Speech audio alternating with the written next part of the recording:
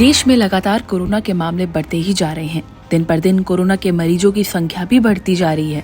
वहीं दूसरी ओर कोरोना संक्रमण को लेकर जैसे जैसे नई रिसर्च की जा रही है, वैसे वैसे ही चौंकाने वाले खुलासे भी हो रहे हैं। बता दें, हाल ही में अमेरिका के फ्लोरिडा की यूनिवर्सिटी ऑफ मियामी ने प्रेग्नेंट महिलाओं पर कोरोना के होने वाले प्रभाव को लेकर एक स्टडी की, जिसे जर्नल पीडियाट्रिक्स में प्रकाशित किया गया।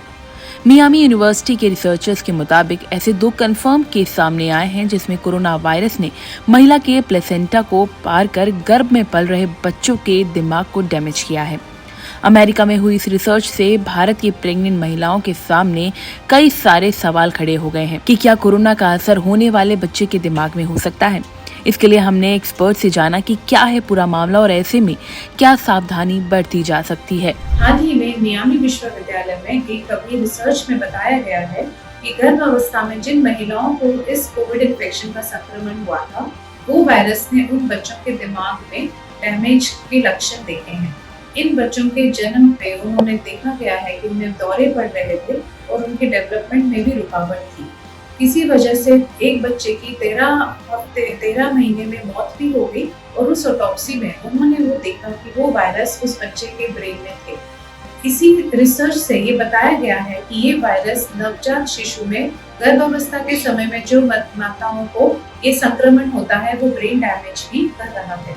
हालांकि भारत में अभी हमने ऐसा कोई अभी रिसर्च नहीं देखा है, पर क्योंकि ये कुछ ही समय पहले ही संक्रमण हुआ था, तो अभी आगे के हाल 4-5 साल या 7 साल तक इन बच्चों को, जिन गर्भवती महिलाओं के टाइम पे वो जन्म लिए हैं जब उनकी इन्फेक्शन हुआ था, हमें देख के पता करना पड़ेगा कि उनकी कोई डेवलपमेंट की रुकावट तो नहीं, उनकी कोई और बोलने में या उनके कोई दौरे तो नहीं पड़ रहे। इससे हमें लक्षण से समझ आएगा कि क्या ये इस वायरस से ब्रेन डैमेज के शिकार हुए हैं कि नहीं। बेसिकली अभी हमें समझना है कि कोविड इन्फेक्शन अगर टाइम के बाद हमें गर्भवती महिलाओं को या जो अभी प्रेगनेंसी प्लान कर रहे हैं उन महिलाओं को कोविड वैक्सीनेशन जरूर ले लेना चाहिए और अपने पोषण का भी ध्यान रखना चाहिए। जितनी वो अपनी इम्यूनिटी स्ट्रॉन्ग बनाएंगे, इस इन्फेक्शन की सिवियरिटी उनको उतनी ही कम होगी और इसीलिए उनको अच्छे से अपने खाने पीने पर ध्यान देना है, अपने एक्सरसाइज पे ध्यान देना है और विश्राम भी पूरा करना है। अभी फिलहाल इस भारत में तो इसके बारे में कोई रिसर्च है नहीं, पर क्योंकि ब्रेन डैमेज का कोरिलेशन डायरेक्टली उन्होंने देखा है कोविड इन्फेक्शन महिलाओं पर, तो हमें उसके लिए काफी अपना ध्यान रखना है और उसके बारे में हमें आगे भी अभी समझना है।